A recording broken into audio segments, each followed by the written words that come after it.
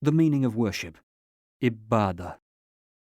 The Arabic term ibadah comprises all the words and deeds which Allah loves and approves of, and which He has commanded or recommended, whether such words and deeds are apparent, such as the prayer, zakat, or pilgrimage, or hidden, such as love for Allah and His Messenger, fear of Allah, reliance upon Him, and seeking His assistance. Worship encompasses all aspects of life. Worship, ibadah, embraces all the believer's acts if he intends to do them with the intention of getting closer to Allah. Therefore, the concept of worship in Islam is not confined to the common rituals, such as the prayer and fasting. Rather, it includes all beneficial acts that are done with good intentions. In this way, all the good acts a Muslim does are considered acts of worship, for which he will be rewarded in the hereafter. If he eats, drinks, or sleeps, for instance, with the intention of getting strength to be able to obey Allah, he will be rewarded for this intention. A Muslim therefore lives all his life for Allah. His eating to get strength to obey Allah, his marriage to keep away from unlawful sexual acts, seeking knowledge, getting a university degree, making discoveries, and a woman's care for her husband, children, and home are all acts of worship, as long as they are coupled with a good intention. The reason behind the creation of the jinn and mankind. Allah says, "I have only created the jinn and man to worship me. I do not require any provision from them, and I do not require them to nourish me. Truly, Allah is the provider, the Lord of power, the ever-mighty." Surat Ad-Dariyat 51, 56-8.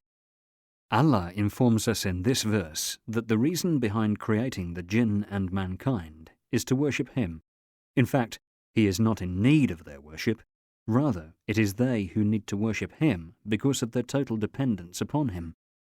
If a man neglects his duty towards his Creator and gives free rein to the worldly pleasures without contemplating the divine reason behind his existence, he becomes just like any other creature, without any privileges whatsoever over other creatures.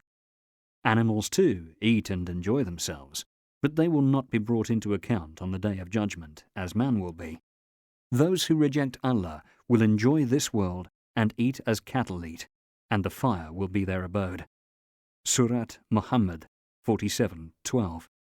By neglecting their duty towards their Lord, they are just like animals, but contrary to animals, they will be punished for their disobedience, because unlike animals, they have been endowed with the faculty of reason. Pillars of worship. The kind of worship Allah has legislated is based on two important pillars. The first pillar, total humility and fear. The second pillar, complete love for Allah. Therefore, worship, ibadah, which Allah has commanded His slaves to observe, must be accompanied with 1. Total submission to and humility before Allah while fearing Him, and 2. Complete love for Him, asking, invoking, and imploring none but Him.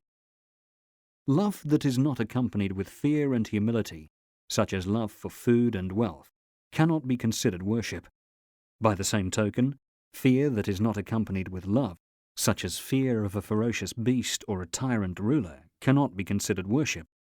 For worship to be realized when doing an act, both love and fear must be realized, and this can only be directed to Allah alone. Conditions of worship. For worship, or ibadah, to be valid and accepted, two conditions must be met. Sincerity. It has to be directed sincerely to Allah alone, following the guidance of Allah's Messenger. Highlighting this point, the Quran states, "Indeed, those who submit themselves to Allah and act righteously will be rewarded by their Lord. They will have no fear, nor will they grieve." Surat Al-Baqarah 2:112. The clause, "those who submit themselves to Allah," means that they realize the essence of monotheism by sincerely worshipping Allah alone.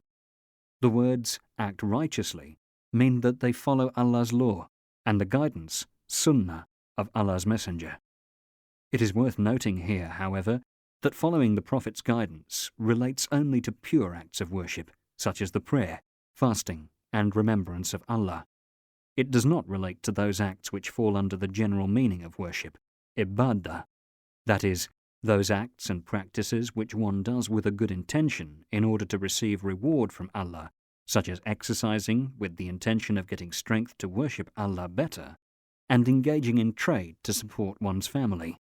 Engaging in such activities only requires avoidance of acting against the Prophet's teachings or committing a forbidden act.